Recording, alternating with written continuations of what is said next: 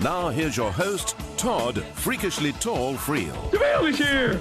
Ooh. Well, thank you very much for sending emails to idea@wretchedradio. No, that's the old... Wow! Did I just have a synapse? Idea@wretched.org. That was the old... Don't send them there. I suppose they'll go through. Idea@wretched.org. Idea@wretched.org. Clear the cobwebs. I should have had my Zaxby's today. I've been taking my fish oil. Isn't it working? What's the... I'll just have to up the dosage a little bit because there's nothing more enjoyable than consuming mass amounts of fish oil. You get to enjoy it all day repeatedly. Idea@wretched.org. There, he's got it. Idea@wretched.org.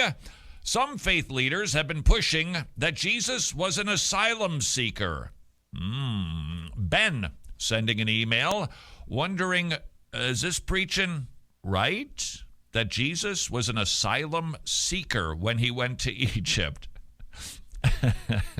Something tells me that term has some sort of political connotations to it. We'll pretend for a second they don't, but I suspect it's being used regarding immigration and building a wall. Can we use Jesus as an infant going to Egypt and then returning back to his native land, going somewhere for safety? Was Jesus an asylum seeker? And I think the answer to that question is no. He wasn't an asylum seeker. I don't think they had laws like that. I think as a rule, now I can't speak for every country. I know for Israel, if you want to come and live in the land, that's fine. You're just going to assimilate. I don't know if you remember, we used to have that principle even in this country. It was recently seeing Teddy Big Stick Roosevelt, early, like 1900 to about 1908, give or take, whatever his years were. And he was saying, you're welcome to come to this country. But if you don't learn the language within X number of months, you're out of here. Because they recognized you got to be able to, communicate and have some sort of, culture. Otherwise, there's chaos and things crumble. Used to think like that. Nevertheless, was Jesus an asylum seeker? I don't think they had rules the way that we do today. Systems put in place. If you go and if you assimilated, in Israel at least, you're more than welcome to stay. You just had to really assimilate. Like, become a Jew. Assimilate. And then you could stay. What were the rules in Egypt?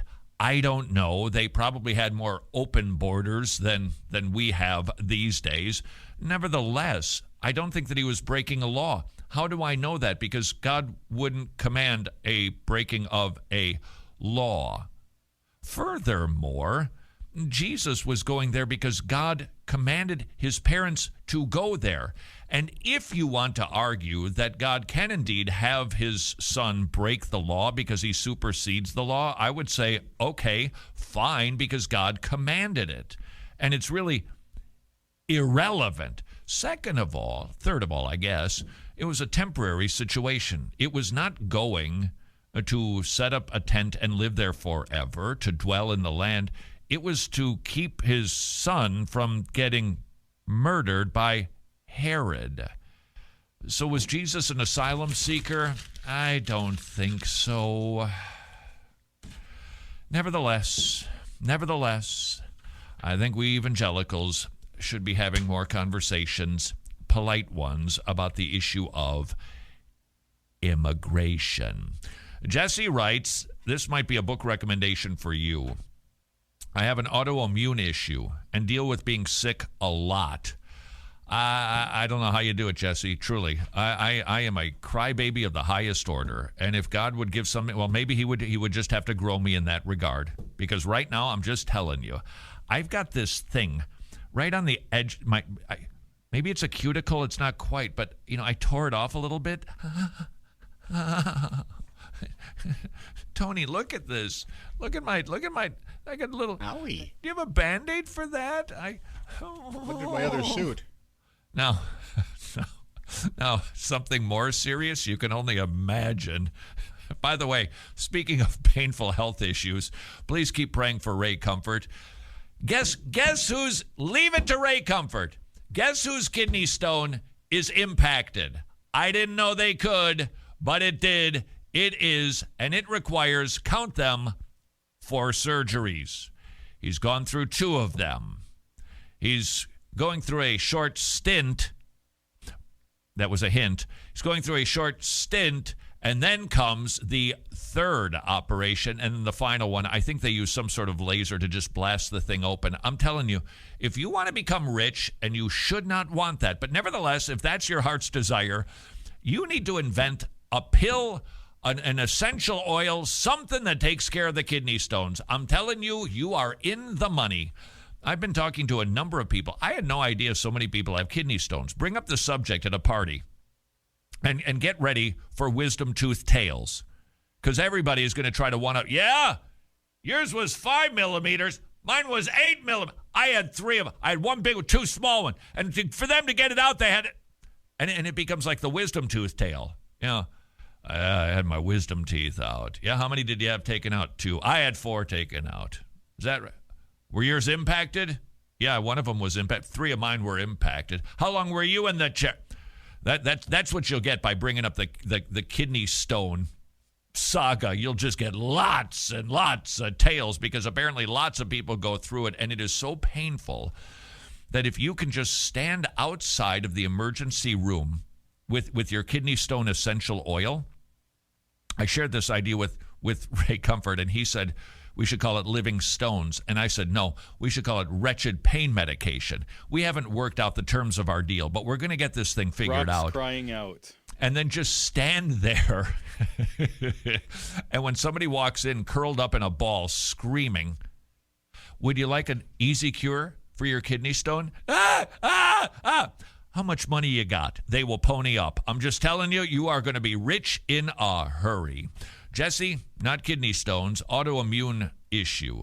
I've struggled in this area for years, but after reading a book by Thomas Brooks, so if you're dealing with perpetual pain, maybe this book will be helpful for you too. Thomas Brooks, it's called The Mute Christian Under the Smarting Rod. The Mute Christian Under the Smarting Rod. Jesse writes, I found comfort in knowing God is sovereign and he is using my illness to help sanctify me.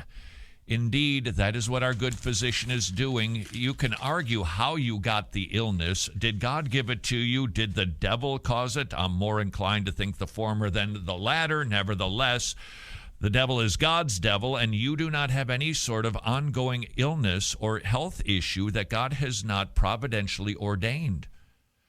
And he's not doing it to punish you for your sins. Jesus was punished for your sins. Furthermore, he's not doing it because he's sadistic. I'm going to give Comfort a kidney stone. Let's see if he wants to ask the nurse if she thinks she's a good person. Hardly. That is not why God does those things or permits those things. It is to grow us in ways and areas that we can't even imagine for ourselves. I don't want to speak for Ray, but I was just talking with him yesterday, and he was talking about his prayers during this time. How it was so intense with the kidney stones. He said that he would literally cry out to God in depths that he never has before. Now, could it be that is precisely why God ordained kidney stones? Could be. Ray, who's, I suspect, a really good prayer. He's an even better prayer now, isn't he? Furthermore, he also shared with me, not in these terms of what God is teaching him through a kidney stone, but he said, I'm not depressed, but I'm so shattered by this experience because hell is like an eternal kidney stone for millions of people. And his passion for the lost, while great before, it's like God put the billows on it, and now the flame is stoked even more, and he has an even greater desire to reach people with the gospel. God does things in these difficult issues. God is desiring greater things than we can even imagine for ourselves, even with kidney stones. if you've got an ongoing health issue, please know your God is not torqued at you. He loves you as much as he loves his son, and he loves you so much that he's willing to permit, to cause, to let things be hard for you so that you can have better things, greater things, either now or in eternity. It will be worth it. This is Wretched Radio. Oh, I am so surprised that you are still here. Apparently, you've got a lot of free time. If you would like to get more Wretched, and who wouldn't, simply like this video, subscribe to this channel, and we will give you Wretched till it's coming out of your nose.